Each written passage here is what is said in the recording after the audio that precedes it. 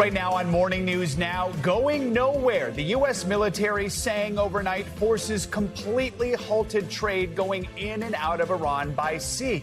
This morning, Iran threatening retaliation after that full blockade on Iranian ports. Well, in Washington, this is an American issue, not a partisan one. This is one of the worst forays America has ever made, with so much damage that's going to be lasting. Senate Democrats trying to end the conflict, blocked by Republicans who are sticking with President Trump as he continues the war without congressional approval, even as polls show it's unpopular. The latest from Washington and the war's ongoing economic impact coming up. Also this hour, much more than April showers, severe weather sweeping across the Midwest overnight, heavy rain, damaging winds, even one reported tornado. Several states cleaning up this morning as others brace for record warm temperatures. We've got the forecast, including what you can expect this weekend. Plus, cost of denial, why some employers are scaling back their insurance coverage for popular weight loss drugs. The multi-million-dollar losses now moving some employers to cut jobs later this hour. And brought to tears, happy tears that is, one NHL goalie giving a young fan the surprise of a lifetime. His emotional reaction as a hockey star pays it forward. Good morning. Good to have you with us. I'm Joe Fryer. Savannah is off today. We begin this hour with the latest out of the Middle East. U.S. Central Command says forces in the Strait of Hormuz have turned back 10 ships since President Trump's blockade on Iranian ports began on Monday. The military is calling the latest U.S. operation in the Middle East, quote, fully implemented, and claims to have completely halted Iran's economic sea trade. Well, now Iran's armed forces are threatening to block shipping from the Persian Gulf, the Sea of Oman, and the Red Sea if the U.S. continues this blockade. An Iranian commander is calling the blockade a violation of that temporary ceasefire agreement, which is set to expire next Wednesday. White House Press Secretary Caroline Leavitt did not confirm when peace talks with Iran would resume, but she said the Trump administration feels good about a potential deal. Two people familiar with the negotiations told NBC News that in-person talks between the U.S. and Iran could continue as early as this week. This past weekend, Vice President J.D. Vance returned from a 21-hour marathon negotiation in Pakistan without a long-term deal to end the war. We have a team of correspondents and analysts joining us with the latest on the shaky ceasefire deal and the global impact. First, let's check in with NBC News international correspondent Molly Hunter in London. Molly, good morning. Let's start with these peace talks between the U.S. and Iran. The New York Times is reporting that senior mediators from Pakistan have arrived in Tehran this morning. They want to strengthen that ceasefire deal before it expires next week. So what are we learning about the potential for more ceasefire negotiations? Yeah, Joe, that's right. The New York Times reports that those mediators who are on the ground in Tehran not only want to strengthen it, but really encourage both sides to get back to the table. NBC News has confirmed that Pakistani officials were on the ground in Tehran. And actually, the Iranian foreign minister has tweeted out some pictures and some video. You can see it right now on your screen of those officials in Iran. Now, the spokesperson for Iran's foreign ministry said yesterday, Joe, Iran has continued to exchange messages from the U.S. through Pakistan after last week's failed peace talks. No agreement on whether or not those talks will continue. I know you mentioned our reporting about the possibility of in-person talks coming up. And Caroline Leavitt, as you said we feel good about the prospects of a deal. It's obviously in the best interest of Iran, she said, to meet the president's demand. But we will certainly keep an eye out if there's anything firm on that, Joe. Let's talk ports, Molly. The U.S. blocking marine traffic at Iranian ports, and now Iran, as I mentioned, threatening to block shipping throughout the region. So how is this U.S. blockade impacting traffic through that critical Strait of Hormuz? And what happens if Iran then blocks more traffic out of the region?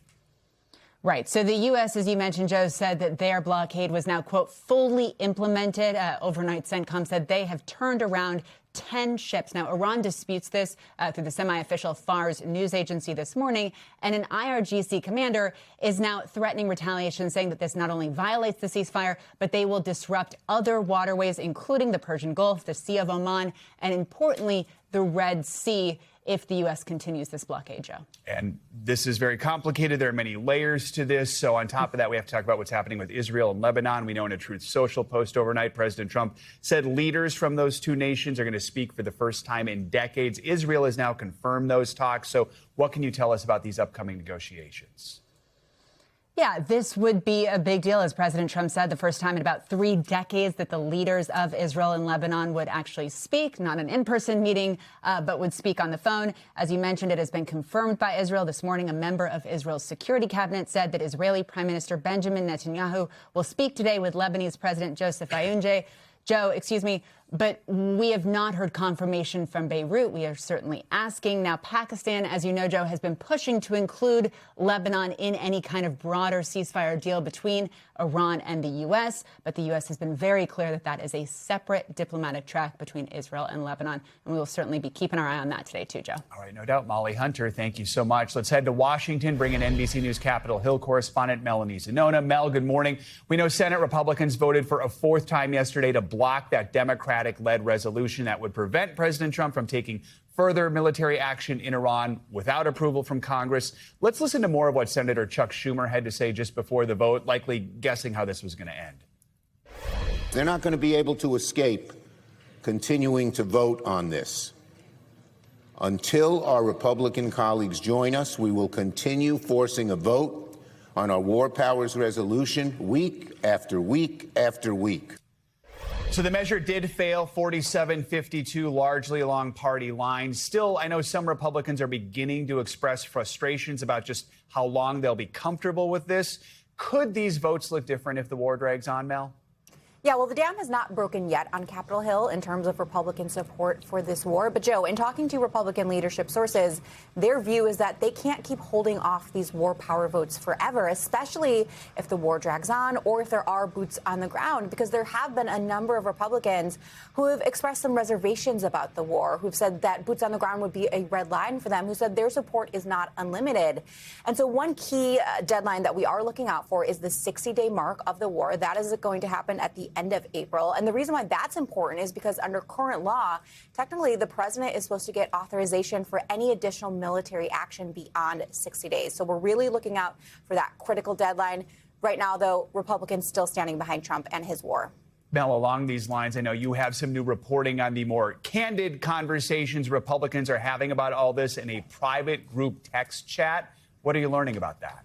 Yeah, the group chat is where it always goes down, right? So there are concerns in the Republican Party just more broadly right now that the war and the gas prices are going to really cost Republicans the midterm. And something that's been particularly frustrating for Republicans is just that they don't feel like the president is messaging the war very effectively, and it's making their jobs harder. And one perfect example of this was last week, if you remember. Trump went to social media and threatened to erase an entire civilization, blow up Iranian civilization. And behind the scenes, Republicans were actually far more rattled than they were letting on publicly. There was this group chat. It's about over 100 members of the Main Street Caucus. It's a group on Capitol Hill. And a number of Republicans, I'm told, started expressing their alarm in that group chat, saying this message is inappropriate. How are we supposed to defend this? And saying that this is not doing Republicans any favors. So we did ask the White House for comment just more generally about these concerns about the midterms, and they were pretty defensive. I mean, they said that they think that what's going to matter most to the American people is having a commander-in-chief who takes decisive action to eliminate threats and keep them safe, which is exactly what President Trump did with the successful Operation Fury. But even GOP strategists and pollsters told us that the environment and the polling right now is really, really tough for Republicans, even though they are saying they're confident they have some time to turn things around. And certainly they have an eye on the midterms. While I have you, I do want to ask you about another thing, the Federal Reserve. President Trump is once again threatening the chairman, Jerome Powell. His term expires next month, but he stays on the Board of Governors until 2028, as we've reported. He's also currently the subject of a criminal investigation by the DOJ over this expensive renovation to Fed office buildings. Powell has said politically motivated. He won't leave the board until that investigation is over with, in his words, quote, transparency and finality. President Trump was asked about all this on Fox Business. I want to play some of that, then we'll talk on the other side. You're not going to drop the probe. Oh, I'm not playing. I have to find out. And he said he's not leaving if, Well, then I'll have to fire him, okay? If he's not leaving on time, I've held back firing him. I've wanted to fire him, but I hate to be controversial. So, Mel, a lot to digest there. Tell us where things do stand with this investigation and the president's pick to replace Powell. And also, can President Trump fire him? Well, let me start with that question, because the short answer is no. The president actually cannot fire the Federal Reserve chairman just for malfeasance. He has to only fire them for cause, or he cannot fire them for policy difference. He can only fire them for malfeasance or cause. Now, this has been obviously an ongoing debate. I think the bigger issue here is whether or not they're going to be able to confirm a replacement for Powell on Capitol Hill. And the reason why this is important is because already you have one senator, Tom Tillis. He's retiring. He is pledging not to vote for any nominee, no matter how much he even likes the nominee, as long as this investigation into Powell is still open. Our Julie Sirkin actually sat down with the senator yesterday. Let's watch some of their conversation.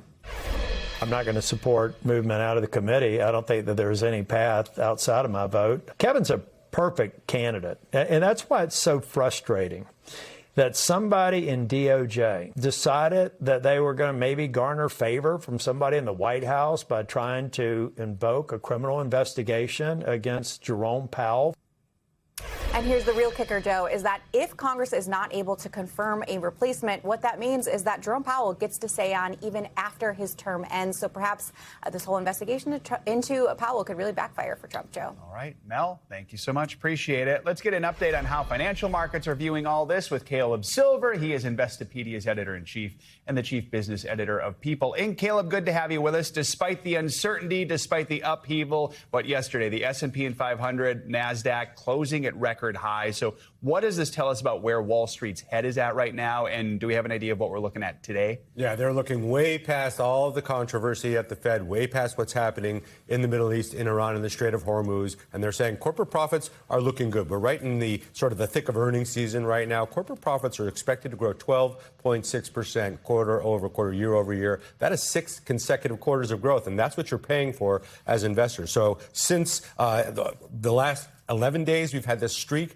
but since April 4th of 2025, last year, right after Liberation Day, stock market's up 41%. Wow, 41%. 41%. That is extraordinary. So, I mean, oil prices, though, still an issue. Clearly, at the beginning of this week, we were really worried about them when this blockade issue started happening. Where are things at right now? Does it seem like things are sort of stabilizing a bit? Yeah, I sat here Monday with prices at over $100 a barrel. We're at $92 a barrel right now. Hasn't moved gas prices. There's usually a 2-week lag there. Gas prices still around $4.09 on average across the country. But if you look into the future, and that's how oil is traded, it's traded as a futures commodity. If you look at June pricing and July pricing, traders see oil at around $80 a barrel. So they assume those prices are going down. That should cool down inflation. They're looking at corporate profits right now, and they're saying we should be invested in the stock market, especially those big stocks that brought us here over the last 5 to 10 years. Those are the stocks that have been rallying a lot. The Magnificent Seven, Tesla, Apple, NVIDIA, of course. That's where the strength has been. You heard the money sound there, so you know this is serious. You mentioned gas prices. AAA says what today's national average for a gallon is $4.09. It's actually slightly lower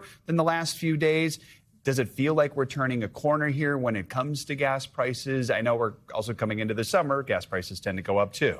No, not necessarily. And I think that you're going to have this inflation mantra bubbling up throughout the summer because prices are going to remain high because of high gas and oil prices. But I still think investors are saying we can live with that as long as corporate profits are growing. It's this bifurcation between the stock market and the economy. We see it all the time, very pronounced right now. A lot of concerns about the economy, not a lot of concerns about corporate profits. That's why the stock market back at record highs. It really is extraordinary how, like, not even 2 weeks ago, it feels like we were all kind of like you were looking at your 401k, you were feeling a little depressed. How quickly things can change. What does that say just about the economy right now? It just shows you that we moved too quickly in both directions. We got oversold when people were concerned about these high prices and resolution in the Gulf and in Iran. And then we got too optimistic when things seem to be cooling off a little bit. It just shows that volatility, not normal by any stretch. But for individual investors, retail investors, you can't do anything about it, but stay invested. And that's why we're back at record highs right now. We've done nothing but worry. We're back at an all-time high for the S&P 500. All right, Caleb Silver, good to have you with us. And parts of the Midwest are cleaning up after another night of extreme weather. In Wisconsin and Michigan, heavy rains caused major flooding that washed away roads and stranded vehicles. Officials in several communities had to evacuate people who were stranded by the rapidly rising waters. And in Kansas, another round of powerful storms spawned several tornadoes that damaged homes and businesses there. NBC News correspondent Shaquille Brewster has more from the Heartland. Across the Midwest, oh my God, a new round of dangerous tornadoes. This twister tearing through a field in Iowa, the powerful winds whipping dirt into the sky, onlookers stopping to watch Mother Nature's wrath.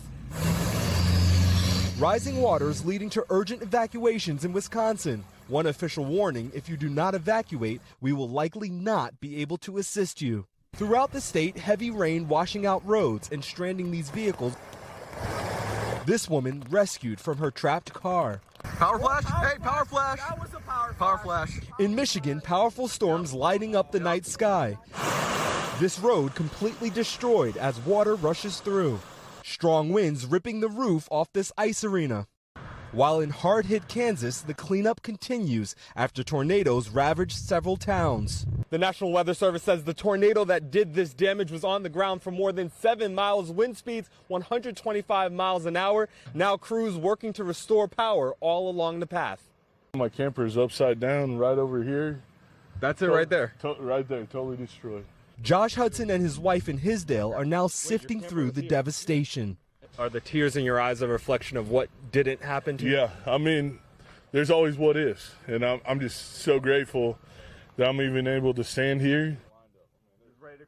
All right, Shaq, thank you. With all that in mind, time for a check on your morning news now weather. We got record high temps expected in the southeast, mid-Atlantic, as far north as here in New York City today. Angie Lastman's here with the forecast. Angie, good morning. Hi, Joe. Good morning to you. We, of course, have those really warm temperatures that we're going to talk about. And on top of it, we've got some more severe weather, just like what you saw from Shaq there. Let's start with this Bermuda high and kind of explain what the situation is and lay things out. We've got this area of really strong high pressure sitting just off the southeast coast.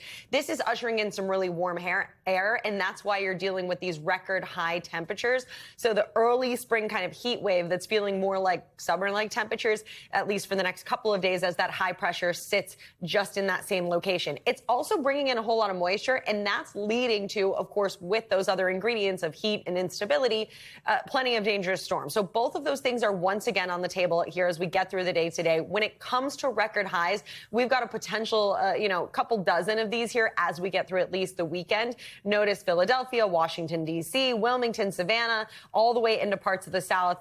This is going to be something that we likely see for multiple days. Today, Fayetteville ends up into the low 90s. We'll see upper 80s for Charlotte, Elizabeth City, Savannah as well. Gainesville heads to the 90s. And then across parts of the Northeast, these temperatures, again, flirting with records, likely seeing some of these records in Philadelphia, Newark, Washington, D.C., even places like Charleston, likely seeing the potential to hit those mid to upper 80s and potentially even 90s. We'll get a bit of cooler air in the picture here as we get really into the end of the weekend for this region. So 90s on Saturday for Richmond and mid 70s by Sunday, upper 60s to low 60s by the time we get to Sunday in New York City. So a bit of a cool down and more typical kind of spring-like temperatures on the horizon. We're gearing up, though, for that next round of storms. I told you we've got a lot of moisture to tap into. There's a whole lot of rain already ongoing across the Midwest and the Great Lakes. And we've got flood alerts, specifically flood watches for much of this region. Notice Detroit, Fort Wayne, Milwaukee, in that flood watch at this time. And that's because that batch of moisture is still working across. And we've got additional snow melt that we've dealt with on top of all that heavy rain. So we're looking at some concerning flood conditions across that area. But the front working into the Northeast today, this brings us some of that rain for the interior areas. But we'll see one spot where we could see maybe some bumpy weather, not quite as widespread today. But get ready, because we see those kind of stronger storms back in the picture tomorrow, and for a much larger area from Texas to Wisconsin.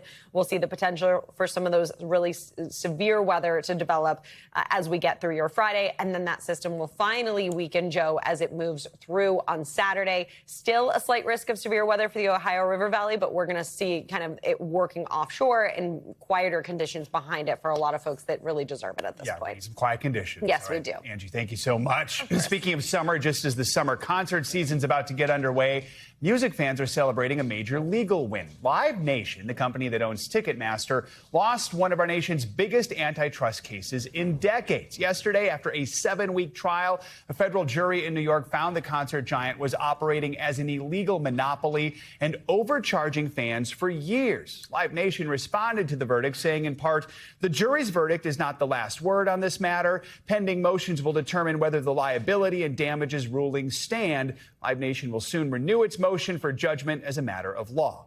NBC News correspondent Emily Ikeda breaks down what this could mean for the music industry.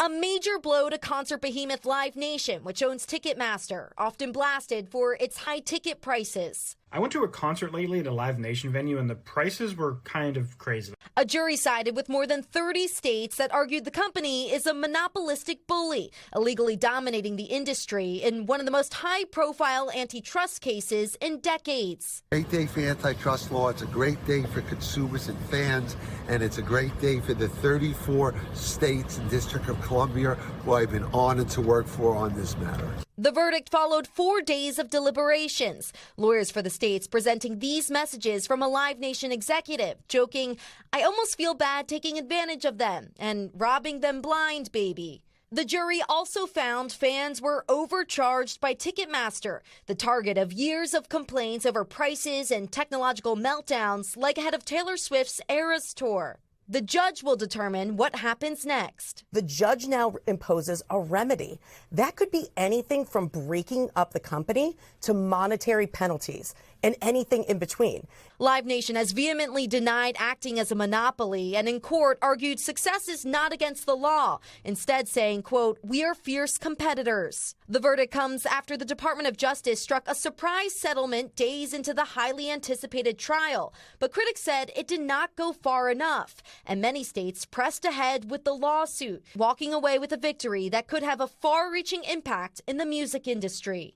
Emily Ikeda, NBC News. Let's bring in NBC News legal analyst Danny Savalos for more on this verdict. Danny, good to have you with us. So the jury had been in deliberation since Friday. Was this the worst possible outcome for Live Nation? And what do you think the jury was wrestling with over these 4 days to come to this decision? Well, I think the jury was wrestling with antitrust law because it's incredibly complicated. It is confusing and really, in many ways, deciding whether or not a company has abused its market power in an industry is always a case-specific analysis. You really can't compare one industry to the other. And in a case like this, the defense was even more complicated. It was that essentially they had gerrymandered the plaintiffs. They'd picked and chosen the areas that they said they had the monopoly in. So the defendants say that they still have a motion notwithstanding the verdict. So they say this is not quite over yet. But I think the jury grappled with a lot of complex issues. I'm surprised they got back with a verdict in just 4 days. As we mentioned, there'll be an appeal here. But as far as determining the penalties, explain how this is going to play out. Because I know the jury found Live Nation overcharged by $1.72 at certain venues. What does that mean? How much money could Live Nation have to pay here? Well, we see this kind of aggregate damages in class actions, for example. Just because it was $1 something for each consumer or in each area, in the aggregate, that can really add up if you multiply it. And especially in cases where you have things like punitive damages, you can sometimes treble the damages as well. So there is a lot for the judge to figure out. And that's the complex part as well. Ordinarily, the jury decides the damages when they decide the verdict. But because injunctive relief is sought, because they're asking the court maybe to order divestiture, that's something the court decides. That's called an equitable relief. And the court decides that, meaning Judge Subramanian, who, by the way, has had a lot of high-profile cases in just the last year. All the words you just said, I understand how complicated this is right now. See, everyone struggles, including me. On top of all of that, you had this settlement that they had with the Department of Justice, $280 million before this trial began. How does that play into all of this? Because obviously that's different from all these state cases here. Yeah, DOJ was a plaintiff like the other states. So in a civil case, they're a plaintiff like any other plaintiff, be it a person or a company. So meaning because they settled with DOJ, that means that DOJ is going to be out of the damages calculation, along with whatever states joined in DOJ. And that's the same way it would be in any civil case. If you have multiple plaintiffs, you can settle as a defendant with some of them, leaving the other plaintiffs to go forward. And that's exactly what went on here. here's the big question here. Overall, people are obviously very frustrated with ticket prices and the fees and the feeling that, like, the resale market is now, operated by these places. What could this mean for the entertainment industry? Could verdicts like this lead to a seismic shift in how much we have to pay for tickets? I think even more important than the verdict in this case is the remedy that Judge Subramanian has to fashion. I don't envy him. It's a difficult decision. Will he order a breakup of these companies? What will he order in terms of a remedy? Because I think everyone in the industry is watching closely to see what happens. And while I remain hopeful, consumers and people who purchase tickets for events, they may not see price drops right away. Got it. Danny Ceballos, good to have you with us. Thank you so much. Much more to come here on Morning News Now. Later this hour, small schools struggle. A liberal arts college in Massachusetts joining a growing list of schools closing their doors over financial struggles. We're going to break down what this could mean for the future of education. Up first, wave of attacks. Russia launching a new round of damaging strikes on Ukraine overnight. The latest targets in their years-long offensive next. Welcome back. Ukrainian officials say at least 16 people were killed overnight after Russia unleashed a wave of drone and missile strikes across the country. This video shows the aftermath of an attack in Kyiv. The city's mayor says 4 people were killed, including a child, and dozens more were left injured. The attacks are considered the deadliest on Ukraine this year and come at the end of a 32-hour truce marking Orthodox Easter. Peace talks between Russia and Ukraine have stalled for some time, with U.S.-led efforts being derailed by the war with Iran. The nation of Turkey is reeling from 2 school shootings in the space of 2 days. In all, 8 children and 1 teacher were killed yesterday at a middle school when a 14-year-old opened fire. Just a day earlier, 16 people were wounded at another school when a former student went on a rampage. NBC's Raf Sanchez reports. This horrific video taken as the massacre unfolds. You can hear gunshots. School children fleeing in terror, jumping from second-story windows as they race to escape from Turkey's second school shooting in just 2 days. A bunch of kids were shot, this woman says outside. In all, authorities say 8 children and 1 teacher were killed at this middle school after a 14-year-old student opened fire on his classmates. The worst school massacre ever committed in a country where, until this week, such violence was rare. The local governor saying today's killer was the son of a former police officer, armed with 5 weapons taken from his father, adding he killed himself at the scene. And all of it just 24 hours after a rampage at another Turkish school. This chilling footage shows an 18-year-old rounding the corner of his former high school and opening fire, wounding 16 people with a pump-action shotgun before taking his own life, according to authorities. He burst in, pulled the trigger, and fired 4 or 5 shots. We threw ourselves out the window, this injured boy says. Our thanks to Raf Sanchez for that report. It is not clear if there's any connection between the 2 shootings, but authorities say yesterday's massacre was a personal act and not an act of terrorism. The husband of the Michigan woman allegedly swept out to sea in the Bahamas has left that country.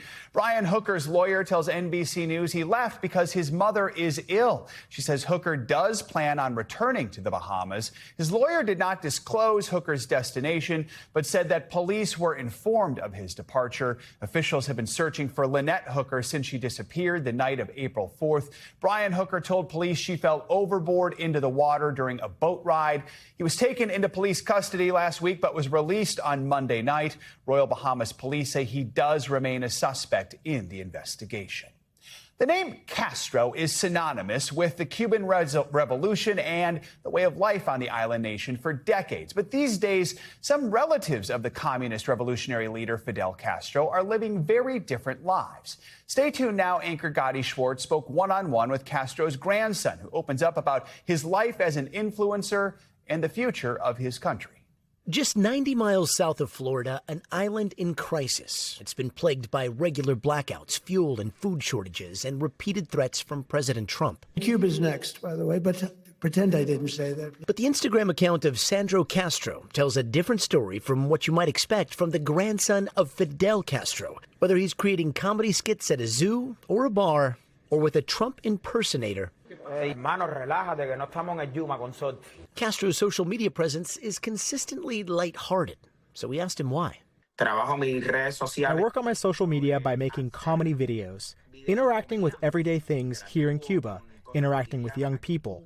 And I always hate that in such difficult times of crisis that my country is going through, with so many international political problems, a smile is always welcome for human beings. It's a far cry from the revolution of his grandfather, Fidel Castro, who overthrew the government in the late 1950s, establishing the Communist Party as the single source of authoritarian power and fundamentally reshaping the national identity for decades to come. They were different times, different moments in history, different generations. I'm younger, and what he did back then was done. It unfolded over many years. He also said the concept of revolution, he said it must be changed. Everything that falls apart must be changed. As for how Sandro Castro sees the possibility of a capitalist Cuba? Yes, I would support it. And I think I would, and many other people would too. Because in Cuba, there's a large private sector, a private sector that faces many difficulties. As you say, this system of government in Cuba still has a lot of bureaucracy that needs to be eliminated. And there should be more freedom and a market economy. If there has to be a free market, yes. So we can make more, grow faster. Sandro is a bar owner and part of a growing sector of private business owners on the island, but despite his famous name, he says money is tight. I didn't inherit anything. I'm not a millionaire. What I have, I've fought for. I've sacrificed for myself. I live in a very modest one-bedroom apartment. I have only one car, and like I said, all that talk about mansions, my money, that's pure nonsense. As for those threats from Trump, I do believe I'll be having the honor of taking Cuba. Whether I free it, take it, I think I can do anything I want with it. Giving Cuba away isn't right. It has to be seen as a trophy. It has to be seen, I don't know. I felt the way he said it was a bit arrogant. In fact, on several occasions, it tends to be arrogant. Cuba, first of all, should always be respected. I'm worried, more worried than scared. I'm worried for my country. I'm worried for everyone. Because what I want to see happen, or what I would like to see happen, is that everything is, as I've already said, peacefully, you know? We asked him what he thought would happen if one day thousands of those who fled Cuba under Castro, including many who have supported President Trump, returned to Cuba. I think they would be warmly welcomed because, look, I think all of these Cubans over here, all Cubans like us here, should unite. We should embrace these two shores, since we go so long without seeing family and people we grew up with. But right now, Cuba's future still very uncertain. Nobody knows what's going to happen. It's very complex because there's going to be change. There's going to be change, but changes that have to be in line with the political and social issues. Our thanks to Gadi Schwartz for that report and that interview. Coming up, cost of denial, how the high cost of popular weight loss drugs is causing some employers to scale back their coverage and their workforce. That's next.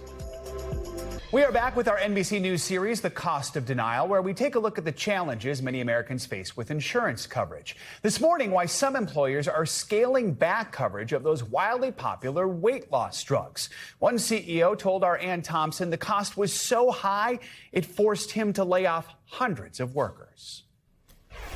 Joe Cashone is CEO of the largest health system in the Philadelphia region.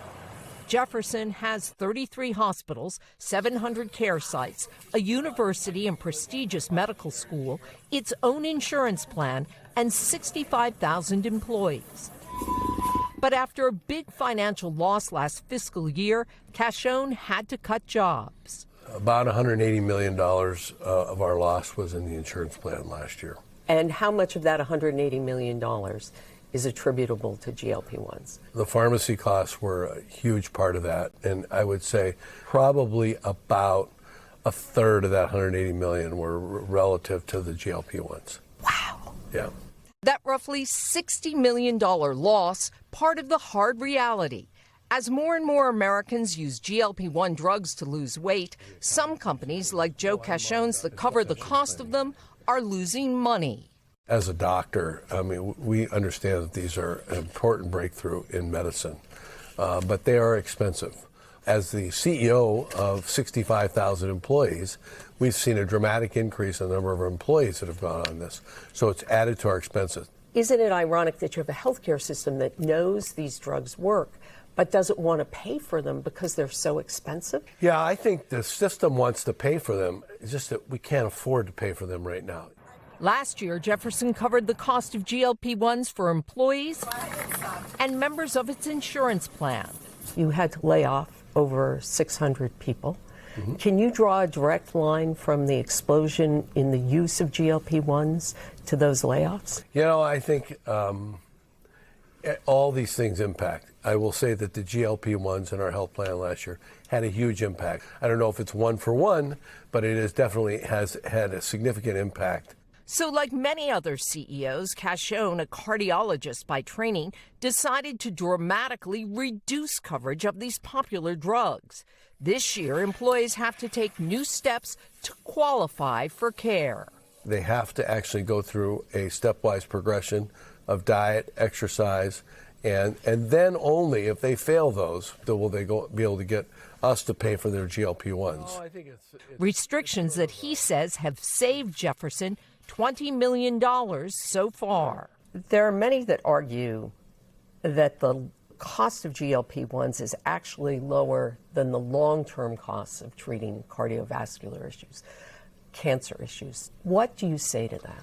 There's no question that they will have a return on investment. But who pays for them in the year that you deliver them? So let's just say it costs $15,000 for the year. Who pays that $15,000 so I can save money 10 years from now? Jefferson is just one of many companies that now limit their coverage of GLP-1s. And while top manufacturers have taken some steps to bring those prices down, Cashone says it's not enough to cover them the way he was. Back to you. All right, Ann Thompson, thank you. In other medical news, a new study out of Northwestern University is shedding new light on tests that can help identify someone's risk of Alzheimer's. This study focus is specifically on the growing interest around such tests. The results found an overwhelming majority of older adults would be willing to take a biomarker blood test to assess their risk of being diagnosed with the disease. Nearly 600 primary care patients, averaging 62 years old, were surveyed, and 85% of them said they would take the test if their doctor recommended it. On top of that, nearly 90% of the respondents said they would likely take steps to improve their brain health if they did receive a positive test. Joined now by NBC News medical contributor Dr. Kavita Patel for more on this study. Dr. Patel, good to have you with us. It's important to note these tests do not provide a definitive diagnosis of Alzheimer's, so help us understand what these biomarker tests look at, how they work. Yeah, Joe, these blood tests really look for key proteins that are linked to Alzheimer's disease. To your point, they're not a definitive diagnosis. And there are two of them that we're talking about, amyloid beta, phosphorylated tau, or p-tau. These are proteins that can build up in the brains years before symptoms occur. And we can detect tiny, tiny amounts of them in the blood. That's why we're having this conversation today. Doctors get a window into what's happening in the brain without needing the expensive brain scans or the spinal taps that we've traditionally had to use. But again, as you say, it doesn't diagnose Alzheimer's on its own. It just tells you whether there are biological signs that the disease may be present. Some more numbers here. No surprise, 94% of the adults surveyed said that it was important to offer the test to patients who showed some signs of cognitive decline. For those who are interested in learning more about the tests, how do you go about even getting one? Yeah, so I wish I could tell you that it was pretty straightforward, that you could get this on your own. You can't. The first step is to have a conversation with your primary care doctor so that you can, especially if it's yourself or even a loved one. I think that's often where people come to me. From there, you're likely going to be referred to a specialist. I send people to neurologists who can really talk about the pros and cons and kind of whether or not this is the right person to be tested. And in many cases, what we've seen is that when you use these blood tests in conjunction with a clinical evaluation, that's when it can dramatically kind of increase that specificity so that we can determine, yeah, it's much more likely that these are signs related to Alzheimer's versus something else. And that's, I think, where it can get very important. Anyone caring for someone with Alzheimer's knows it's a devastating disease. It currently has no cure. So deciding whether to get one of these tests does really present a dilemma for a lot of people. I mean, what are the factors people should weigh here? Yeah, I think that this is really something that I try to talk about. That's kind of what we do in that primary care conversation. I say, here are the tests, and I say, and let's talk about what these mean. So whether or not to test is one conversation entirely, as you mentioned, and it's because people really need, I say, tests in and of themselves mean nothing. It's the results and what you do with them that are very important. And so we talk through scenarios. What does it mean if the test has a certain result? What does it mean if it's intermediate and it doesn't tell you one way or another what you think it means? And then in either of those cases, we talk through what you want to do. So in some cases, people say to me, I just want to know, I just need that information. But then when you go through, that information can sometimes really be a weight on their shoulders. So I try to encourage and say, all right, and then what are the next steps that we're going to talk about? What would you be willing to do? Are you willing to then get those other more invasive scans? Because that indeed might be the next step. And if the answer is no, then is that information really going to be helpful to anybody? So it's truly, Joe, the pros and cons. And I would likely tell you that as these tests become more and more available, this is going to be an everyday conversation, just given how many millions of people are impacted, not just by Alzheimer's, but other neurodegenerative diseases. Some positive news. There are several ways to just reduce the likelihood of being diagnosed with dementia in our later years. Walk us through some of the things that we can do. Yeah. And I want to stress, it's never too late. I just want to say that. Some people think if I'm in my 40s, 50s, 60s, I can't do that. That's not it. I just went to a medical conference last week, Joe. I saw incredible evidence around pillars of what normally I would have called kind of nutrition and lifestyle and not understood the true impact on Alzheimer's. But Joe, we're talking about everything, not just from your diet, but your sleep. And here's what's really dramatic, your social connections, just having conversations that are meaningful and having everything from laughter to just having a meal with friends can truly be protective of your brain. So even those little things that you can't think matter over time or can start today, no matter what your age, can make a difference tomorrow. You might not like the vegetables, but you can at least have a conversation and connect with people. So, that's right. I like that. Right. Dr. Patel, thank you so much as always. Coming up, college crisis, a liberal arts school in Massachusetts joining a growing list of small colleges shutting their doors. So what's behind the move and what could it mean for the future of education? We'll dig in next.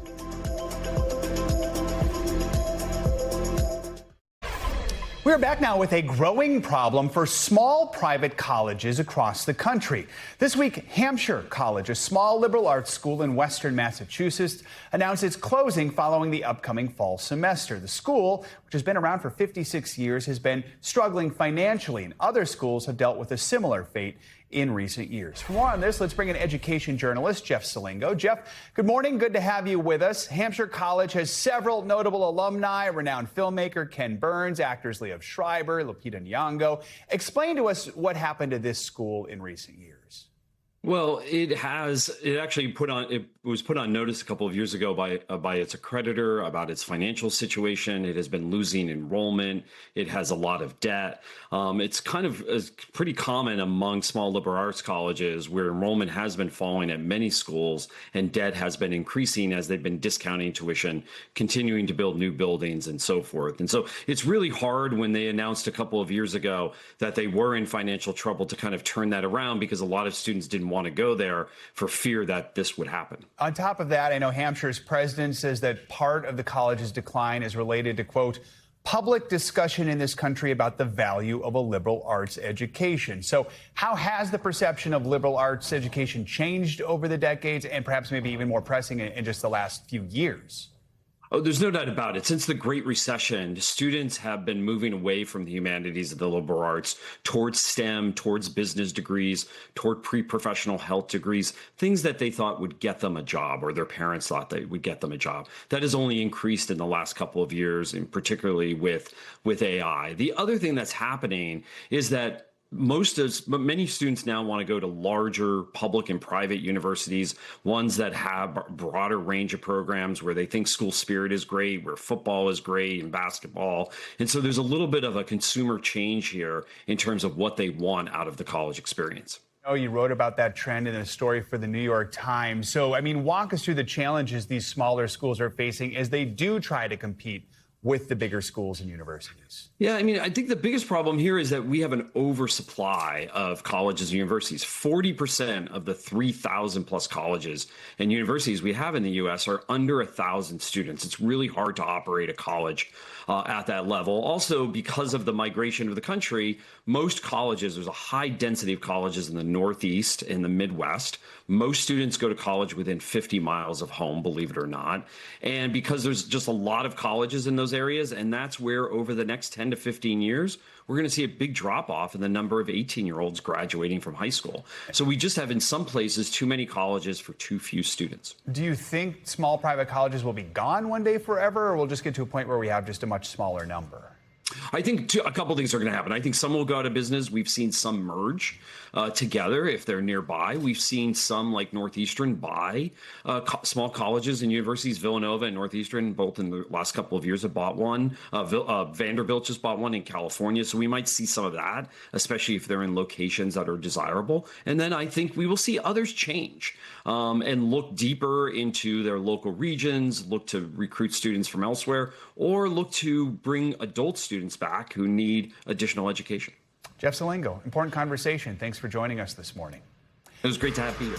Let's take a look at what else is making financial headlines this morning. We're going to head across the pond with the BBC's new plan to potentially cut thousands of jobs. NBC News business and economy reporter Allie Canal is here with your Money Minute. Allie, good morning. Good morning, Joe. Yes, this is a big deal for the BBC. According to multiple reports, the UK public broadcaster says it could cut up to 2,000 jobs. It's all in an effort to save about 10% of its budget. The layoffs, which are the biggest in more than a decade, come as the BBC struggles with inflation, declining license fee revenue, plus a shift to streaming, with most of the cuts expected to hit in the next fiscal year. NBC News has reached out for comment. And from media to the skies, Spirit Airlines could liquidate as soon as this week. That's according to multiple reports.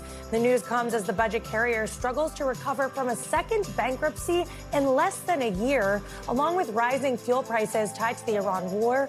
In recent years, the airline has been trying to scale back and refocus its business, but post-pandemic costs plus cheap domestic fares, that's all put pressure on its low-cost model. NBC News has reached out, but we haven't heard back. And finally, Nutella is rolling out its first new flavor in more than 60 years. The peanut-infused version of its classic spread is coming. The company says it's been years in the making, and the new flavor is now available nationwide at major retailers. Plus, if you're in the New York City area, you can even try it for free at a pop-up next month. Are you a big Nutella fan? I do like it. So now they're just making peanut butter? Chocolate peanut butter is what it feels like. Then it's okay. You know, I do enjoy some peanut butter in the mix. I'm not the biggest Nutella person, but maybe a little peanut will get you into the Nutella craze. There we go. Thanks, Allie. Appreciate it. Coming up, an emotional surprise in the stands. An NHL goalie making a young fan's day with the surprise of a lifetime during a game in Canada. We've got the viral moment up next. Let's end this hour with an emotional moment in the stands at a recent NHL game that has now gone viral. NBC Nightly News anchor Tom Yama shows us the surprise of a lifetime for one young fan, courtesy of his hockey idol. Watch as this hockey stick is passed. Dustin Wolf saw the sign that the little boy was holding. It said, "Wolf, you are my idol." And right into the hands of 10-year-old Kate Heisler. And that says it all. The young hockey superfan instantly overcome with emotion. Dustin Wolf is the goaltender for the Calgary Flames. And Cade, who plays goalie too, couldn't look up to him more. Take a peek over at him and give him a thumbs up. As soon as I saw the thumbs up, I started having little tears. Then, the surprise of a lifetime. Wolf passing his stick into the crowd and up to Cade. And then when it came to me, I just started bawling. I don't think it gets any better than that. The moment especially emotional for Cade, who sometimes gets picked on for his small size. Wolf doesn't let his size hold him back. He turns it into motivation. It was also full circle for Wolf. Not long ago, the hockey pro was gifted a stick from his childhood idol, NHL great Jonathan Quick, inspiring him to pay it forward. That's what the game's all about. It's neat to be able to make a kid's day like that. Receiving that acknowledgement from Wolf and then getting his stick was just above and beyond anything that we could ever imagine. Tom Yamas, NBC News. All right, that is going to do it for this hour of Morning News Now, but stay with us. The news continues right now.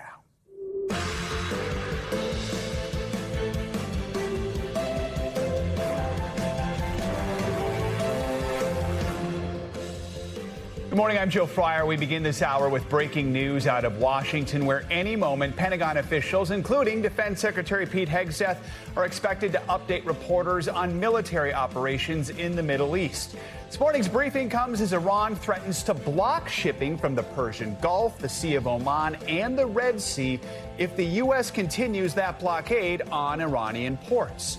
Meanwhile, two people familiar with the negotiations tell NBC News that in-person talks between the U.S. and Iran could continue as early as this week, with that fragile ceasefire set to expire next Wednesday. NBC News senior national security correspondent Courtney Cubey and NBC News military analyst Colonel Steve Warren are going to join us now from Washington as we wait for that briefing to start. Courtney, if we got you here, let's start with you. What is it you're listening for in today's briefing? So I expect that we're going to hear a lot from the general and the Secretary of Defense about how successful they say the blockade has been. But the reality is we're hoping to get details about exactly how they're implementing it, not just the fact that they have had several ships now turn around because of that blockade, but exactly what are they doing? Things like, have any shots actually been fired? Has the Iranian Navy sent out any fast boats, any drones? Has there been any provocation that we just haven't heard about? We're hoping to get those details. And now that there is this ceasefire and this pause in offensive operations, it'd be great if we could hear a little bit about what the battle damage assessment actually is. They've had a moment here to take a deep breath, to figure out exactly how many aircraft were damaged, what the damage was to U.S. bases in the region. We're hoping to get some details on exactly that. But the reality is, Joe, they have been very light on specifics in these briefings over the past several weeks, so I'm not sure if we'll get those kind of details or not. Colonel Warren, we are now more than a week into this temporary ceasefire. We still have 6 days to go in it. Plus, this week we started to see what the U.S. military is doing with these Iranian ports. What are the main questions you have? What would you like to learn today? Yeah, I would really like to learn how they're implementing this in a little bit more detail. And I understand that the Pentagon has to keep a lot of the operational details secret because we don't want the Iranians to know. But certainly, how many ships do we have in the region? How many sorties are we flying? You know, how far are we going to expand this? How much are we looking at the Red Sea? A lot of questions out there on just how long this is going to last, how long it can be sustained, and how we're going to execute it. Courtney, Central Command said as of yesterday, the U.S. had turned back 10 ships in the Strait of Hormuz since this blockade began. I know we don't know all the details, but what do we know about how U.S. forces are enforcing this blockade?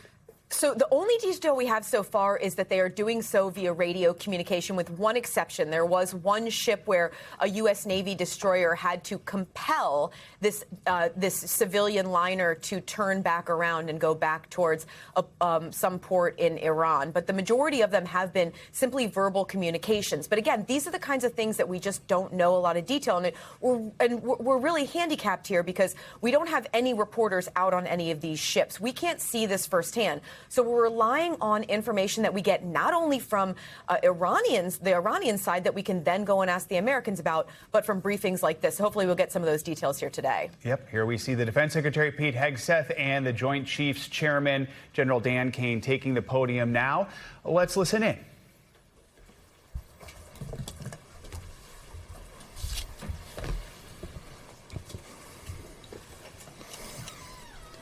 Well, good morning. And as you may have noticed, the chairman and I are joined today by the CENTCOM commander, Admiral Bradley Cooper. He just returned from the front lines to see the troops and meet with allies, and this morning briefed us, just before this briefing, on the latest on all aspects of Operation Epic Fury. So after the chairman concludes, we'll ask Admiral Cooper to share a quick update on the ground truth from his trip to the region as he continues to implement an ironclad blockade and ensures that our forces are maximally postured to restart combat operations should this new Iranian regime choose poorly and not agree to a deal. And that is what we urge this morning, that this new Iranian regime choose wisely, which is where we'll start with a message to Iran's military leadership, to the KH leadership and IRGC leadership. We're watching you. Our capabilities are not the same, our military and yours. Remember, this is not a fair fight. And we know what military assets you are moving and where you are moving them to. While you are digging out, which is exactly what you're doing, digging out of bombed out and devastated facilities, we are only getting stronger. You are digging out your remaining launchers and missiles with no ability to replace them. You have no defense industry, no ability to replenish your offensive or defensive capabilities. You only have what you have. You know that, and we know that. You can move things around, but you can't actually rebuild. You can dig out for now, but you can't reconstitute. But we can.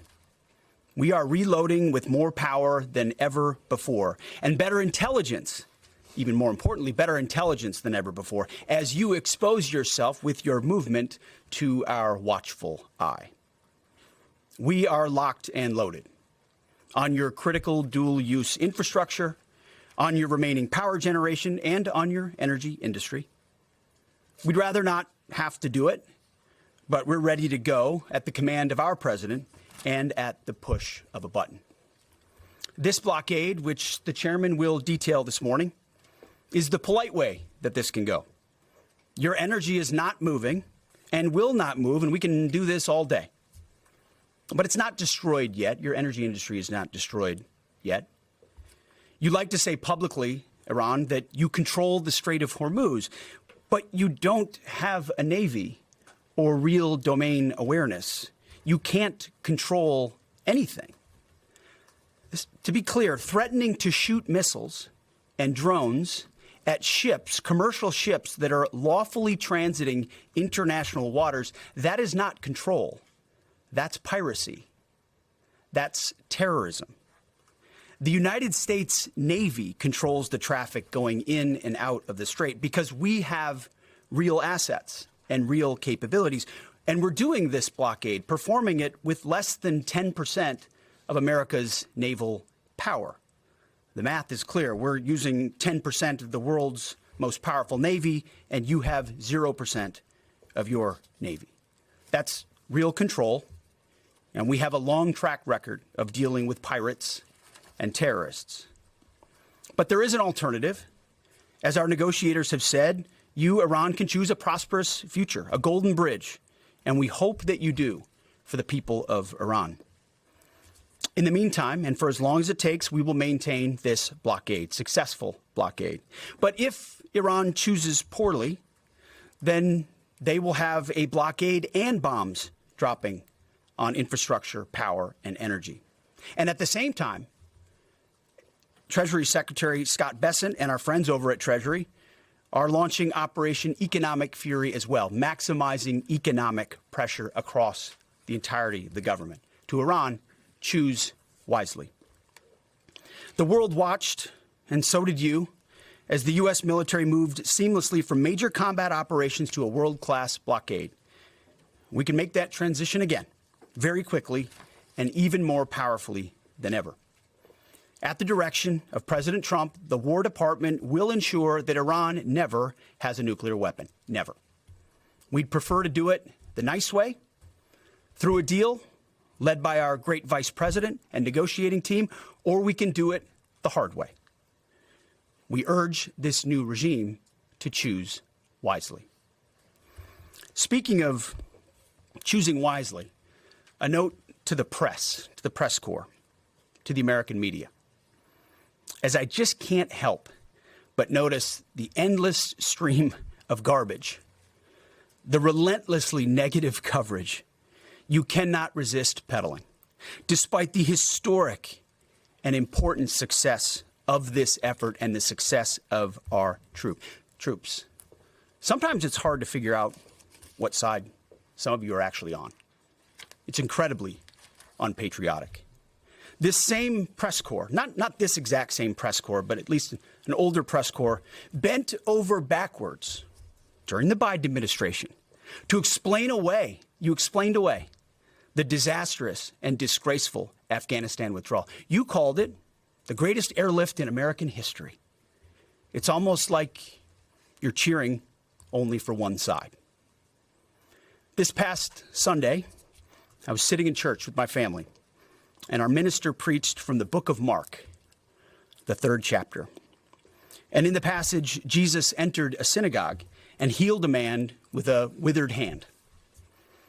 The Pharisees came to watch. And as the scripture reads, they came to see whether Jesus, would heal him, or he would heal him on the Sabbath, so that they might accuse him. You see, the Pharisees, the so-called and self-appointed elites of their time, they were there to witness, to write everything down, to report. But their hearts were hardened. Even though they witnessed a literal miracle, it didn't matter. They were only there to explain away the goodness in pursuit of their agenda. As the passage ends, the Pharisees went out and immediately held counsel against him, how to destroy him. I sat there in church and I thought, our press are just like these Pharisees. Not all of you, but the legacy Trump-hating press. Your politically motivated animus for President Trump nearly completely blinds you from the brilliance of our American warriors. The Pharisees scrutinized every good act in order to find a violation, only looking for the negative. The hardened hearts of our press are calibrated only to impugn. I would ask you to open your eyes to the goodness, the historic success of our troops, the courage of this president, and this historic moment for a deal that could end the Iranian nuclear threat, the incredible battlefield victory laid before your eyes, the not one, but 2 incredible rescue missions, miracles, you might say, or a locked-in blockade. Or how about historic recruiting numbers? Yesterday, we announced that the Air Force and the Space Force met new higher goals in FY26, 5 months in advance of the end of the fiscal year, five months ahead of time. The Marine Corps and the Army will soon do the same. 2-3 years ago, we couldn't meet lower recruiting numbers, not even close. Where are the reports on that? Where's the coverage of the new spirit in the country, the new spirit in the ranks, the surge of Americans wanting to join the greatest military in the world? Nothing from the fake news. We sense a pattern. You see, on the battlefield, these are demonstrations of uniquely American capabilities, strength and resolve. It's all around you each and every day. But in the press, you only seek the negative, earning each and every day the fake news label. But the American people, with goodness in their hearts, see past the Pharisees in our press. They see the goodness. You watching, you see the goodness. They see the success. They see the reality. And they don't demand perfection, and perfection is not possible on any battlefield. But they see the incredible feats that our troops accomplish every single day. So to those troops, stay focused, block out the noise, stay aggressive. You are showing the world what it means to be an American warrior. You are making this building and the American people proud. We pray for you every day, and we have your back in every way. And to Iran, choose wisely. I pray you choose a deal which is within your grasp for the betterment of your people and for the betterment of the world. In the meantime, the War Department is locked and loaded. Mr. Chairman, over to you. Thank you, Mr. Secretary, and good morning, ladies and gentlemen. Thank you for being here today. Last week, the President of the United States directed a ceasefire that temporarily paused major combat operations in Iran. The unprecedented effort by America's joint force during Operation Epic Fury set the conditions for this ceasefire. And as the Secretary said, I'd like to emphasize during this pause that the United States Joint Force remains postured and ready to resume major combat operations at literally a moment's notice. This morning, I'd like to give you an update on the ongoing blockade in the CENTCOM AOR area of responsibility. On Monday, 13 April, at 10 a.m. Eastern Standard Time, at the direction of the president, America's joint force began implementing a blockade against Iran under the leadership of Admiral Cooper and the team at CENTCOM. Let me be clear, this blockade applies to all ships, regardless of nationality, heading into or from Iranian ports. The U.S. action is a blockade of Iran's ports and coastline, not a blockade of the Strait of Hormuz. Enforcement will occur inside Iran's territorial seas and in international waters. In addition to this blockade, the joint force, through operations and activities in other areas of responsibility, like the Pacific area of responsibility under the command of Admiral Paparo, will actively pursue any Iranian-flagged vessel or any vessel attempting to provide material support to Iran. This includes dark fleet vessels carrying Iranian oil. As most of you know, dark fleet vessels are those illicit or illegal ships evading international regulations, sanctions, or insurance requirements. More than 10,000 sailors, Marines, and airmen, over a dozen ships and dozens of aircraft are executing this mission. And let me walk you through this operation a little bit. Please go to the first slide.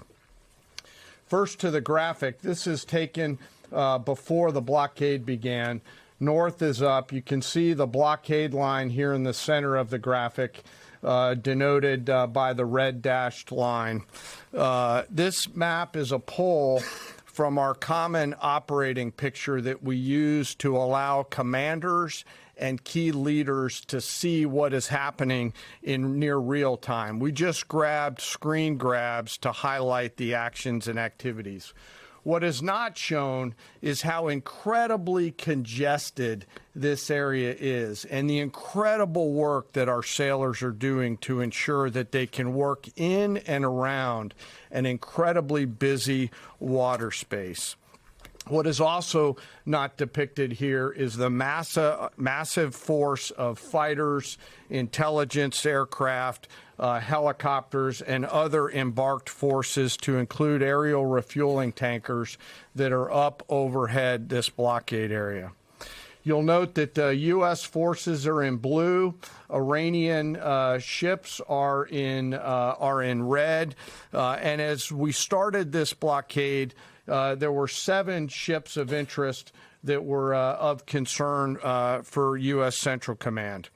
Through a variety of intelligence tools and with the assistance of the Office of Naval Intelligence and other intelligence agencies, the force began to hunt for potential interdictors at 10 a.m. Eastern Standard Time.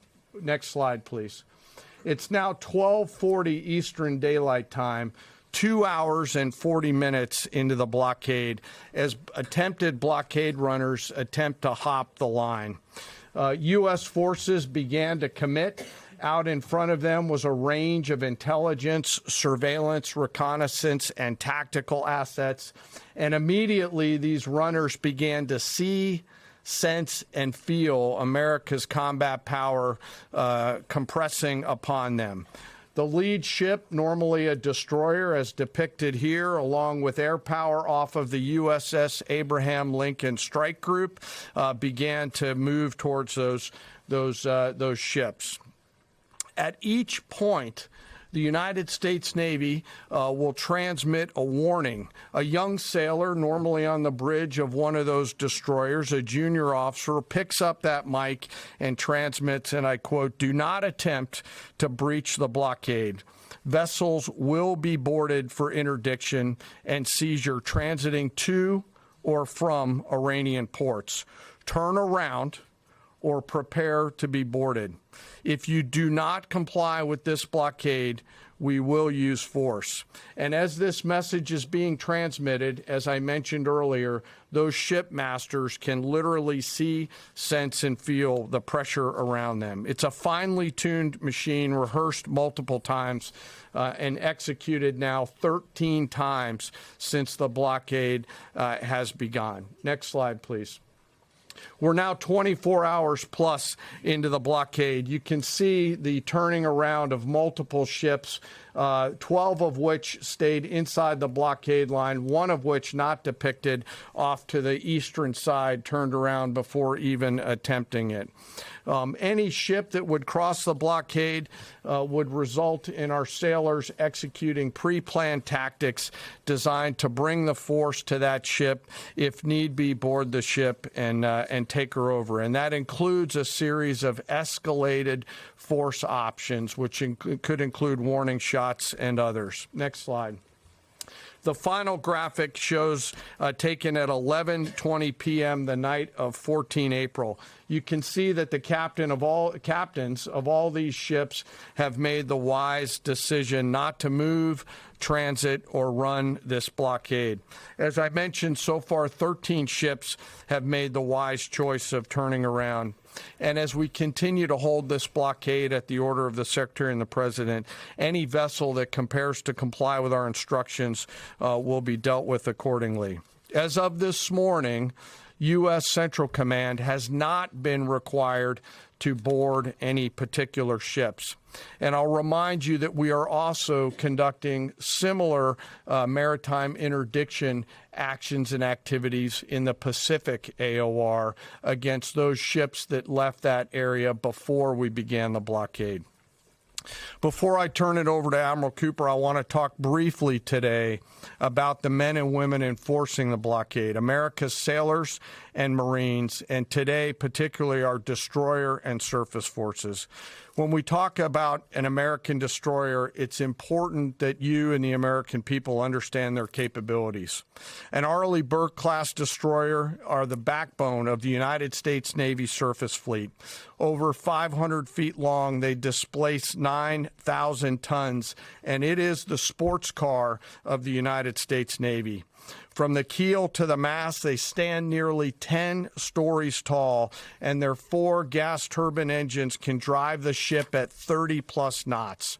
These ships are armed to the teeth with surface-to-air missiles, land attack cruise missiles, anti-ship missiles, anti-submarine rockets, torpedoes, 5-inch naval guns, multiple electronic warfare systems, embarked helicopters, extending the reach and capability of each and every one of these destroyers.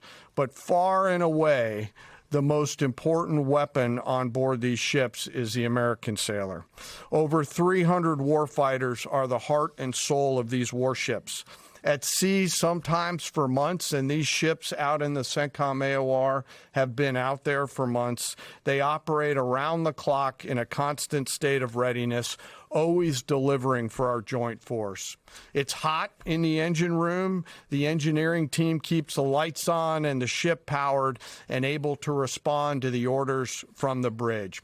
On that bridge, our sailors maintain a constant watch, maneuvering the ship tactically and safely through always congested water space. And there is a lot out there. It is like driving a sports car through a supermarket parking lot on a payday weekend with thousands of kids in that parking lot as you attempt to maneuver through there to get to that ship that would attempt to run that blockade. Down in the Combat Information Center, the CIC, the Tactical Warfare Center of the ship, that is where the decisions are made. As threats appear, these young sailors are making real-time decisions on how to identify these threats and handle them, and they always deliver. These ships are run by the youngest sailors in our surface warfare Navy. The helmsman, the sailor on the watch at the bridge, is normally just between 18 to 19 years old, and they are trusted to drive this warship through that supermarket parking lot without hitting anything. The conning officer, an equally young commissioned officer who's normally just a few years out of college, is the ones that are giving that young helmsman the orders on where to take that American warship to execute the mission that the Secretary and the President has given us.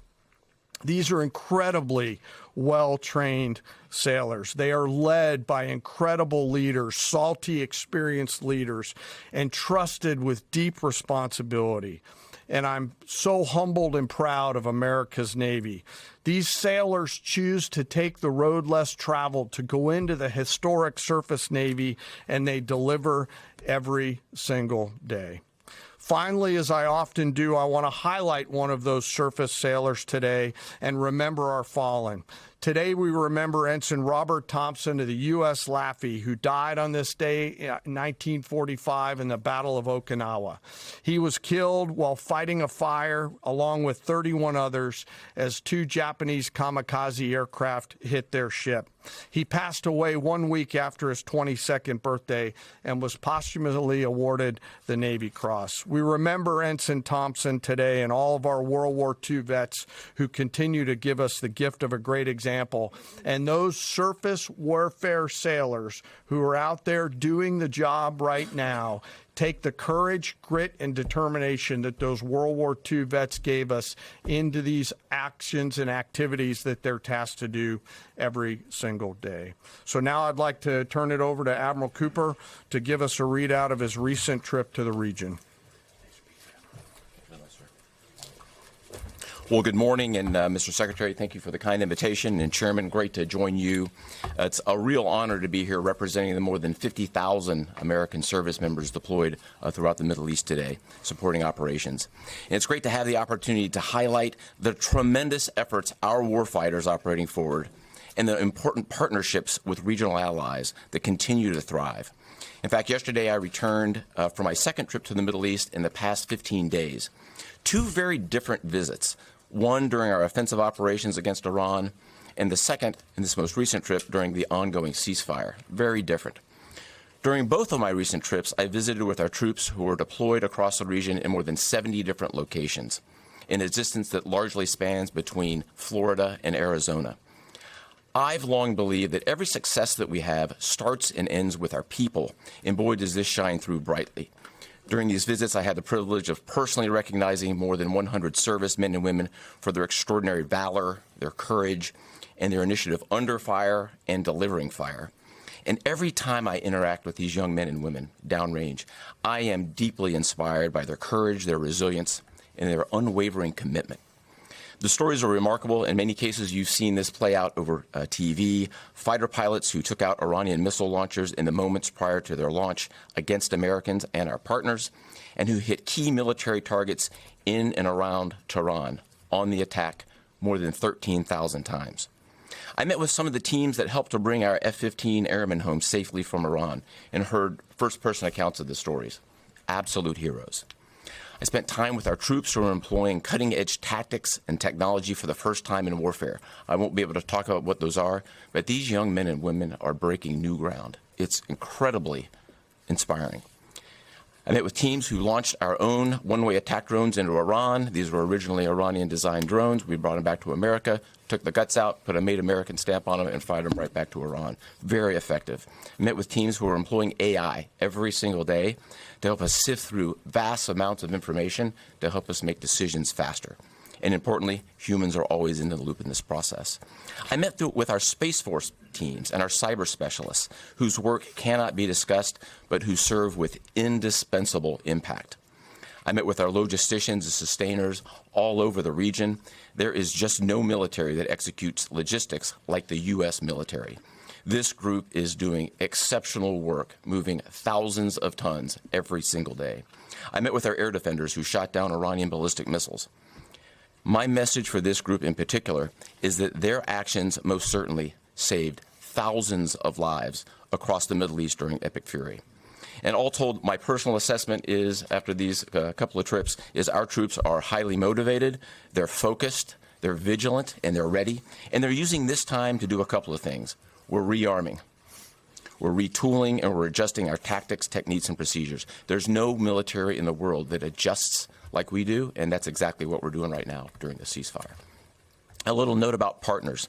My discussion with regional allies and partners, both at the senior civilian level and the senior military level, reinforced our shared commitment to regional security. But beyond that, having now fought together side by side, I assess that our military partnerships are stronger than ever, as we continue to maintain a very active defense posture across the region during this ceasefire. And that posture stretches across the entire Arabian Peninsula, and it runs from northern Iraq all the way down into the northern Arabian Gulf.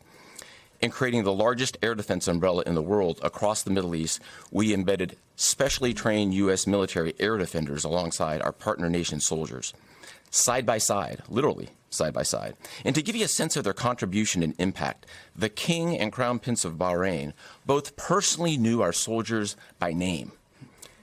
These leaders expressed appreciation for our service member who continue to stand shoulder to shoulder with our partners in support of regional defense. And this is a sentiment that is widely shared across every Gulf ally. I heard this message over and over again, which is, we stand with you. As the Secretary and the Chairman have said, Bahrain, UAE, Saudi Arabia, Qatar, Kuwait, and Jordan have been exceptional teammates. I had a chance to meet with both their senior leadership as well as their troops. Boy, equally inspiring and equally committed to mutual defense. They defended Americans and they defended their own country. It was inspiring. And there's been no better teammate than Israel. Together, the four best air forces in the world, the Israeli Air Force, the U.S. Air Force, and the air forces of the U.S. Navy and U.S. Marine Corps, together met and exceeded our own military objectives over and over again. Twice in the past 2 weeks, I've met with the Israeli Chief of Defense to ensure that we remain closely aligned, and we do. And then finally, let me just close by saluting the brave men and women who are in uniform and who continue to answer the call with unrivaled lethality, great teamwork, and resolve. We've asked them to stay ready during this period, and that's exactly what they're doing. I couldn't be prouder, and I know that you and the American people share in that same pride. Thank you so much. Thank you. All right, we'll take a few questions. Go ahead. Thank you. Alexandra Ingersoll, One American News. How is the Iranians' decimated command and control affecting the ceasefire at this juncture? Ergo, how are we enforcing a ceasefire with an enemy who has virtually no command and control? And then one other question about the Houthis being, have the Houthis been an issue in the Straits of Hormuz and the Bab al-Mandab Strait at the Red Sea? Or are we tracking that militarily? Appreciate that. On the ceasefire front, it's right. Their command and control capabilities are highly degraded. So their ability to talk, see, sense is at the worst it's ever been. But their motivation to want to stay in the ceasefire is very high because they understand that a violation of that ceasefire means a commencement, once again, of Admiral Cooper's forces, which went very poorly for them. So they have a high incentive to maintain that ceasefire, even though they can't talk and organize as well as they'd like to. And then as far as the Houthis, thus far, they have stayed out of it, which, of course, we think is a good decision by them. And I think is a reflection of the fact that over a year ago in Operation Rough Rider, we had an ongoing and intense campaign that demonstrated American capabilities, which has them hesitating to want to do something on that strait, which I think would be a poor choice. Right here. Good morning, Mr. Secretary, gentlemen. David Zier, Real America's Voice. As commercial shipping ramps up, you know, there was 130 ships a day going through there. As that happens, ships have to anchor up, right, and wait to pass through the narrow strait.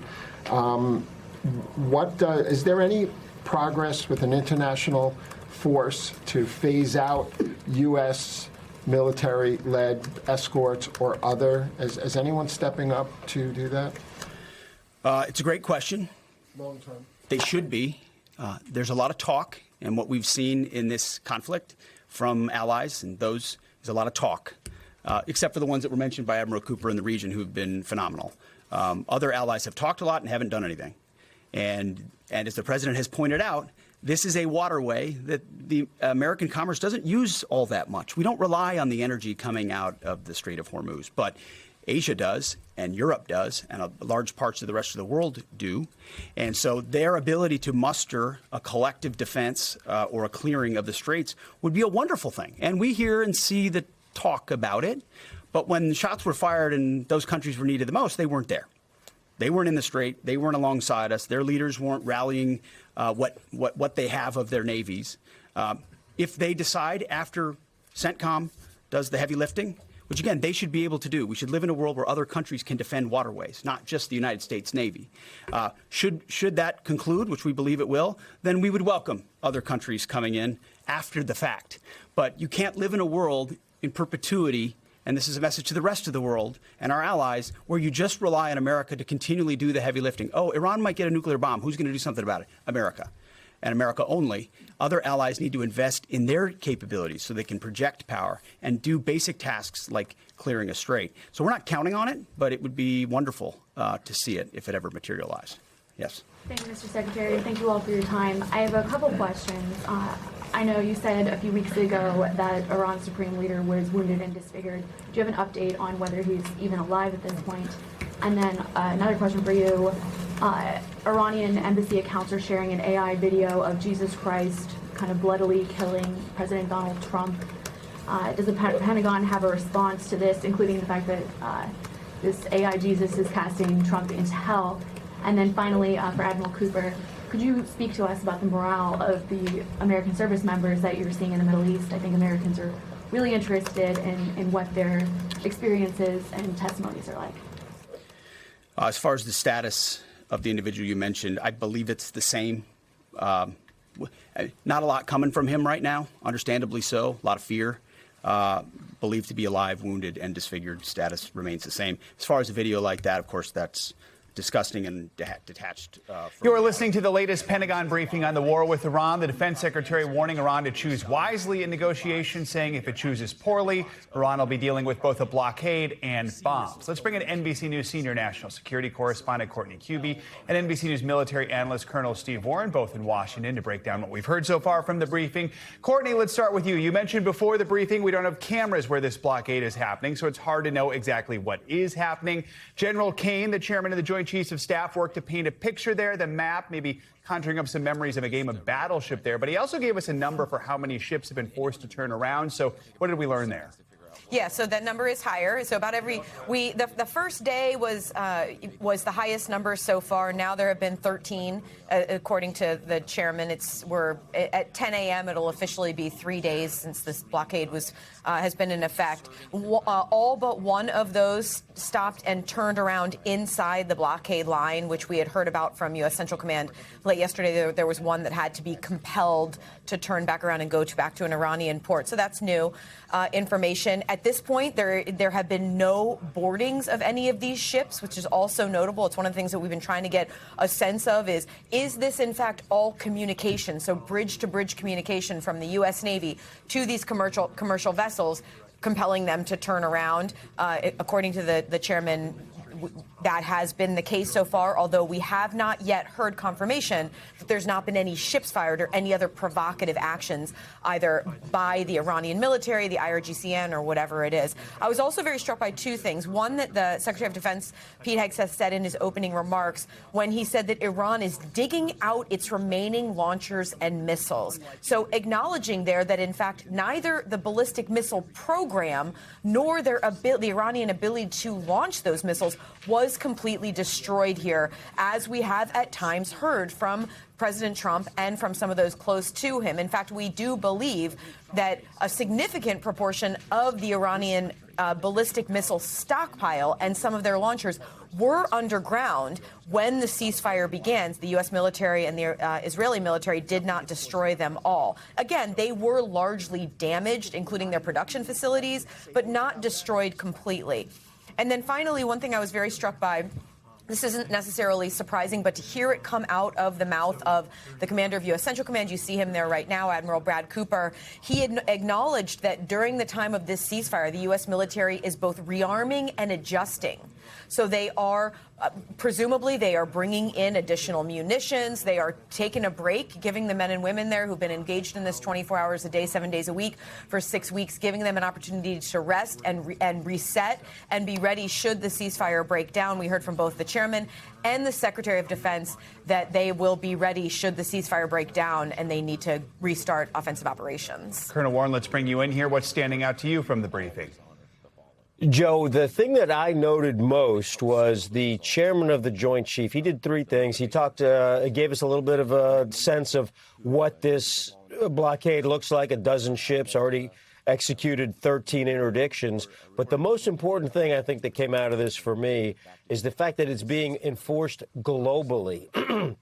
The chairman mentioned a U.S. Indo-Pacific Command. The Admiral Papara, who's in charge there, is also part of this blockade. And the way that it's by looking for other ships, Iranian flag ships, other ships that maybe had already passed before the blockade was set, or that maybe are thinking about or planning to move in towards the Iranians. This blockade is happening everywhere, apparently, according to the chairman, everywhere in the world. So it's a very interesting update. Colonel Warren, Courtney Cubey, thank you both. Much more to come on this hour of Morning News Now. Stay with us. We'll be right back. We're back now with a bizarre business pivot. Footwear brand Allbirds, once a buzzy shoe startup, is turning to artificial intelligence.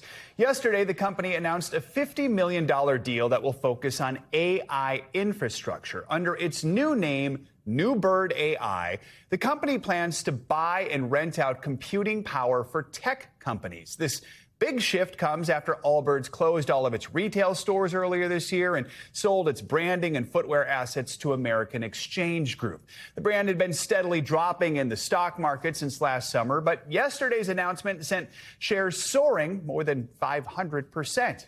Editor-in-chief of Tech Radar, Lance Ulanoff, joins me now to talk more about this rather daring rebrand. Lance, good to have you with us. We know Allbirds have been struggling to bring its profits up for years. It only avoided bankruptcy earlier this year because it did decide to sell. So in this initial launch, Allbirds positioned itself as an eco-friendly brand. Why make this pivot to an industry that, let's just say, is not eco-friendly necessarily? Yeah, and honestly, it's barely a pivot. This was such an interesting orchestrated play, and I was truly confused. As a longtime Allbirds customer, I couldn't even imagine. I have many pairs of Allbirds shoes. I like them, and I knew they were struggling, and I heard about the bankruptcy. But what really happened here is they took all the shoes and apparel stuff and they sold them to American Exchange Group, which apparently is going to keep it going. Like, I guess you can still buy. I literally talked to a sales rep yesterday at Allbirds, and they were like, "Yeah, you can still order shoes next month." But they used the name Allbirds, the brand recognition, to launch this New Bird thing and get that stock price to jump just on this idea of renting out GPUs. So we live in the world of AI, right? And nothing is more important than compute power, AI compute power for models and training and prompt answering. We need it. Everyone needs it. So they're going to play middleman and basically have these access to these GPUs that smaller businesses can then rent out. But it has literally nothing to do with shoes. You just said something that might confuse our viewers, so let's walk through it. In a press release, the company said it plans to buy, quote, high-performing, low-latency graphics processing units. Those are GPUs. They're specialized chips that power AI. Walk us through exactly what that means, what the long-term plan appears to be.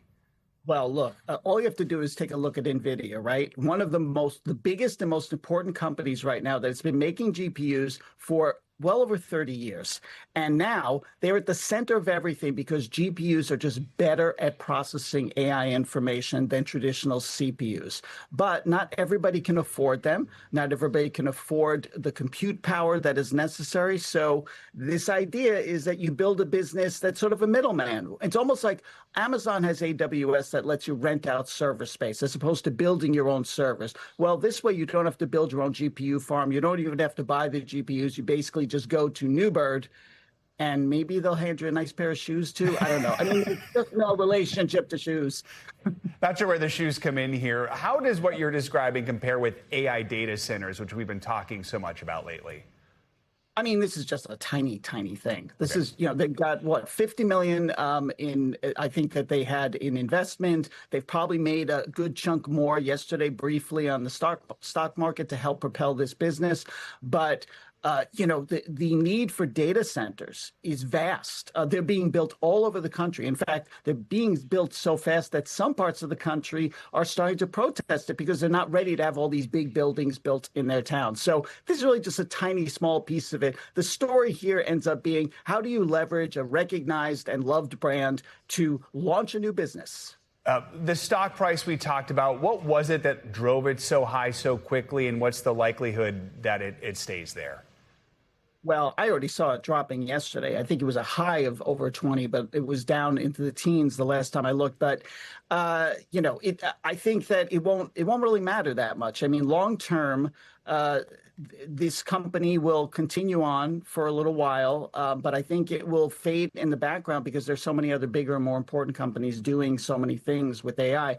But no matter what, the center of all conversation is AI. And for for investors, that's what excited them. They're like, oh. And by the way, I should add one other thing. This had a sort of GameStop feel to it. I don't know if you remember that. Like the way GameStop stocks would just go up randomly because people were almost gaming the system. Well, this felt a little bit like that. It had very little to do with long-term prospects and very much to do with what can happen in this moment because they said the word AI and they put it together with Allbirds that people kind of loved. You sound skeptical, Lance. I'm extremely skeptical. I just it felt very craven to me. I was pretty upset yesterday. I actually wrote a post about it because it was so annoying to me, and a shame really because I think it besmirches the name of a really good and fun brand that made really, really great products. I know that American Exchange Group is going to continue it, but I don't know. It's almost like this little black mark on it because the brand was used to launch this weird thing that is actually a real business, but the way in which they did it, I don't think anyone will forget that. Lance Ulanoff, good to have you with us this morning. Thanks for this discussion. Appreciate it. Pleasure. Also making some financial headlines, changes at the top for Ford's electric vehicle unit. NBC News business and economy reporter Allie Canal is here with your Money Minute. Good morning, Allie. Good morning, Joe. That's right. A big leadership shakeup at Ford. The company's top EV executive, Doug Field, he's stepping down as Ford merges its electric and manufacturing operations in a major restructuring.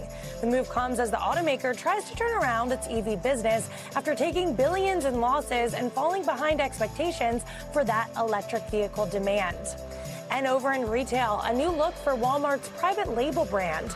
The company is redesigning packaging for its great value products, making it easier for shoppers to spot things like protein content or whether items are gluten-free. The move comes as more Americans turn to cheaper store brands, which are increasingly competing with those big-name products. And finally, a record payday in women's basketball. A'ja Wilson has signed a 3-year Supermax deal. That's the league's top pay tier and reportedly the richest contract in WNBA history.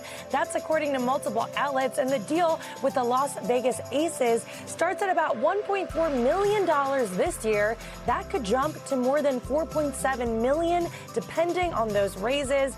And Joe, what a week we've seen for the WNBA. This is just another sign when it comes to how fast these players are making a splash and how much their pay is rising across the league. It is great to see. All right, Allie, thank you so much. As commuters look to cut costs and beat gas prices, one trend is making a comeback. Carpooling. Remember that? Technology is making it easier than ever to find someone to share your ride. NBC News correspondent Sam Brock has more on what's driving the trend. Sam, good morning. It is old school, but really effective, Joe. Obviously, as you mentioned, the gas prices here are huge, playing a role in this nowadays, but this carpool resurgence, if you will. But there's a new age twist. Technology is playing digital matchmaker for drivers and commuters who are looking to team up together. New apps can quickly find neighbors who are heading to similar locations. Maybe they're even going to the same building. And voila, you've got a carpool that costs a fraction of the price of driving alone. A combination of constant congestion, soaring prices at the gas pump, and technology that puts carpooling right at your fingertips. Just schedule your carpool the night before. Means hitching a ride is having a moment. Jimbo, last chance carpool. Oh, no thanks. I didn't care. Now I'll take my car. Sure, might be a good idea. Yeah. All went together. We could save some gas. Be fun. Long trip. Plenty of people taking to social media, posting about saving on gas by carpooling. And carpooling is really popping in recent weeks. The West Coast-based company Scoop saw a 40% jump in rides from February to March alone. Why do you think it is that in recent months you've seen such a jump? It relates to a couple of things. The price of fuel is a big one. Certainly, many companies, secondly, have been asking their employees to be in the office more frequently. Scoop CEO Jeremy Zucker says there's also the companionship factor. 99% of the time when people are carpooling, they'll sit in the front seat with the driver, who's a coworker, who's a neighbor. It's very communal.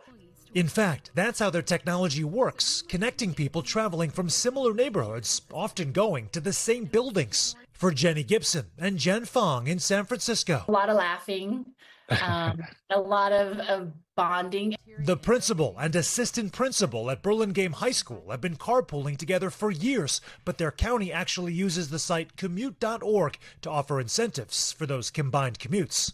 We're trying to educate people about the importance of finding alternative ways to school other than a single person in a vehicle. It's a way to connect, it's a way to be eco-friendly, and it's a way to save money. So I think it's a win-win for everybody in the community. A growing number of cities and states are rewarding carpoolers with perks like free transit rides or credits. As one industry report shows, there was a 15% increase among corporate employees using carpooling in 2025. I think definitely it would make a lot of sense if the price is affordable. How much more expensive is it for you to fill up your tank? It's a lot. It's like $20 more.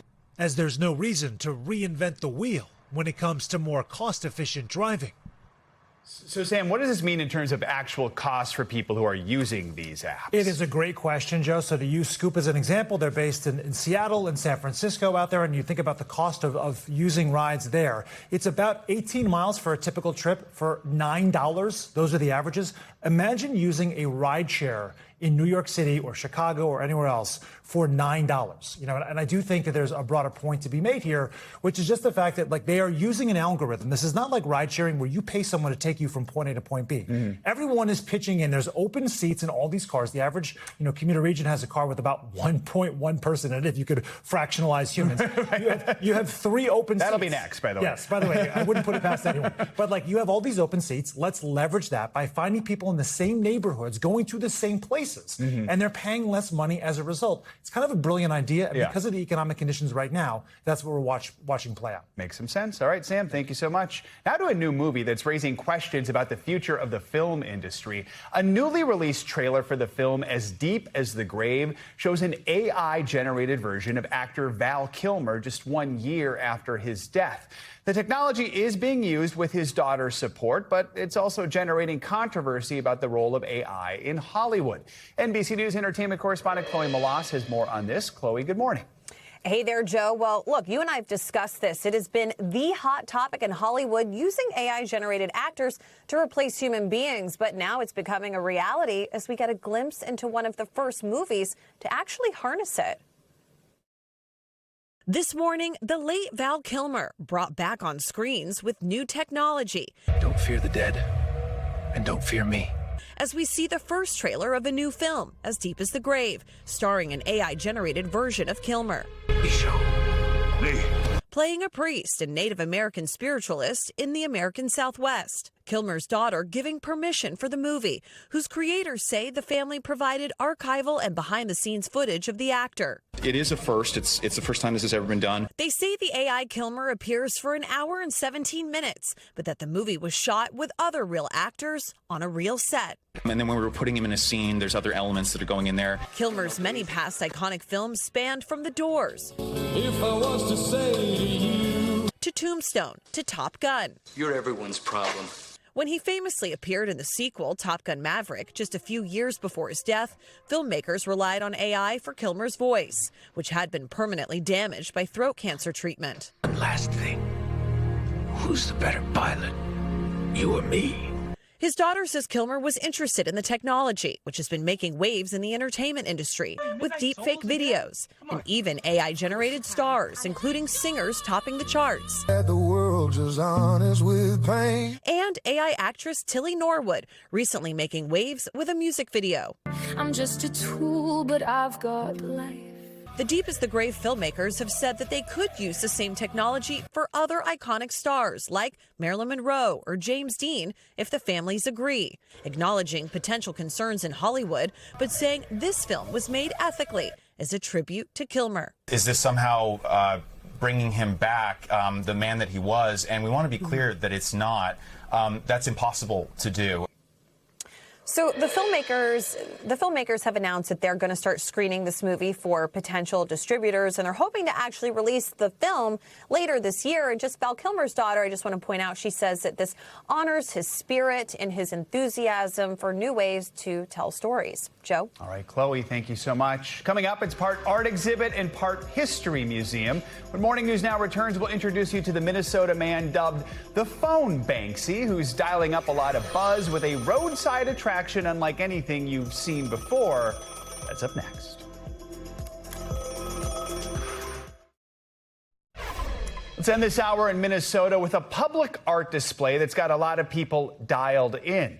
One artist found his calling with some old retro landlines and a freeway sound barrier. Reporter Boyd Hupert from our Twin Cities affiliate KARE 11 gave him a ring to see what all the buzz is about.